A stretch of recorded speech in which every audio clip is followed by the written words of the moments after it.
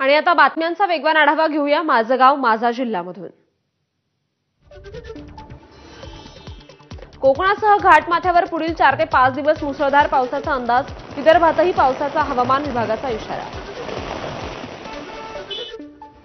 पुण्यातील नद्यांच्या पूररेषा 4 महिन्यात नव्याने निश्चित करण्याचे मुंबई उच्च न्यायालयाचे आदेश। पुणे शहरात कमी पावसामध्ये देखील निर्माण होणारी पूरसदृश स्थिती, नदीपात्रात होणारी बांधकामं या पार्श्वभूमीवर हे आदेश दिलेत। नांदेड जिल्ह्यात दमदार पावसाने हजेरी लावली आहे। जिल्ह्यात 75% पेरण्या पूर्ण, सर्वाधिक 4 लाख हेक्टरवर सोयाबीनची पेरणी। परभणीसह जिल्ह्यात अनेक दिवसांनंतर मुसळधार पावसाची हजेरी। जुलैच्या सुरुवातीलाच पावसाने हजेरी लावल्यानं शेतकऱ्यांमध्ये आनंदाचं वातावरण। पुण्यातील कुंडमाळा पूल दुर्घटनेचा विषय विधान परिषदेत गेलाय। त्रिसदस्यीय समितीचा अहवाल 15 दिवसात आल्यानंतर दोषींवर कठोर कारवाई होईल। सार्वजनिक बांधकाम मंत्री शिवेंद्रराजे भोसलेंचं आश्वासन। नागपूरच्या काटोलचा संत्रा प्रक्रिया कारखान्याचा मार्ग मोकळा झालाय। संत्रा प्रक्रिया कारखाना परत एमआयडीसीला हस्तांतरित करण्याचा उच्च न्यायालयाच्या मुंबई खंडपीठाचा निर्णय। सलील देशमुखांच्या न्यायालयीन लढाईला यश। पावसाळ्याच्या पार्श्वभूमीवर साथीच्या रोगांमध्ये वाढ। नाशिक शहरात डेंग्यूचे 100हून अधिक रुग्ण, आरोग्य विभाग अलर्टवर। शहापूर तालुक्यातील विद्यार्थ्यांनी एसटी बस समोर ठिय्या देत बस रोखली। सारंगपुरी, मुरबीचा पाडा, अवकळवाडी, कोठारे या भागात बसची संख्या कमी असल्याने विद्यार्थी आक्रमक। वर्ध्याच्या हिंगणघाटमध्ये राष्ट्रवादी शरद पवार पक्षाचे रास्ता रोको आंदोलन।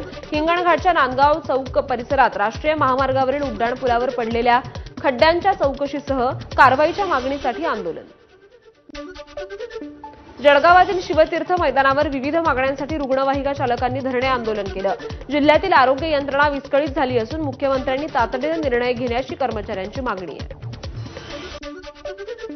नंदुरबारमध्ये शेतकरी पुत्राचं पंचायत समितीच्या आवारात अनोखं आंदोलन। गावातील समस्यांबाबत वारंवार तक्रार करूनही प्रशासन दुर्लक्ष करत असल्यानं आंदोलन। भाजप प्रवेशाच्या तयारीत असलेल्या अपूर्व हिरेंवर फसवणुकीचा गुन्हा दाखल। व्यंकटेश कोऑपरेटिव्ह बँकेत कर्मचाऱ्यांच्या नावानं कोट्यवधींचं बोगस कर्ज काढल्याचा आरोप होता। शैक्षणिक संस्थेसाठी बेकायदेशीर कर्ज प्रकरणी अपूर्व हिरे, त्यांचे बंधू आणि वडिलांवर गुन्हा दाखल। भाजप प्रवेशामुळे राजकीय सूड घेण्यात आला असून न्यायालयात न्याय मिळेल याची खात्री आहे। माजी आमदार अपूर्व हिरेंची प्रतिक्रिया। सांगोला शक्तीपीठ महामार्गाविरोधात शेतकऱ्यांचा रास्ता रोको। यावेळी सहमतीशिवाय जमिनी घेऊ देणार नाही आणि शिवारात पाऊलही ठेवू देणार नसल्याचा आंदोलकांचा इशारा।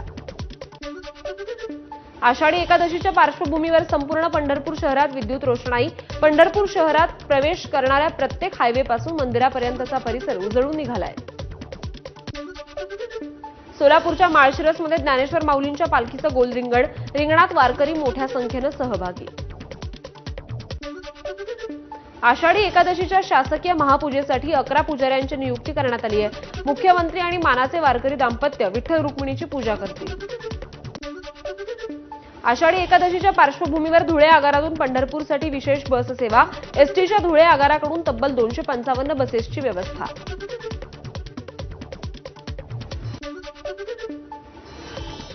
आणि या बातम्यांसोबत बुलेटिनमध्ये एक छोटासा ब्रेक। बघत रहा एबीपी माझा।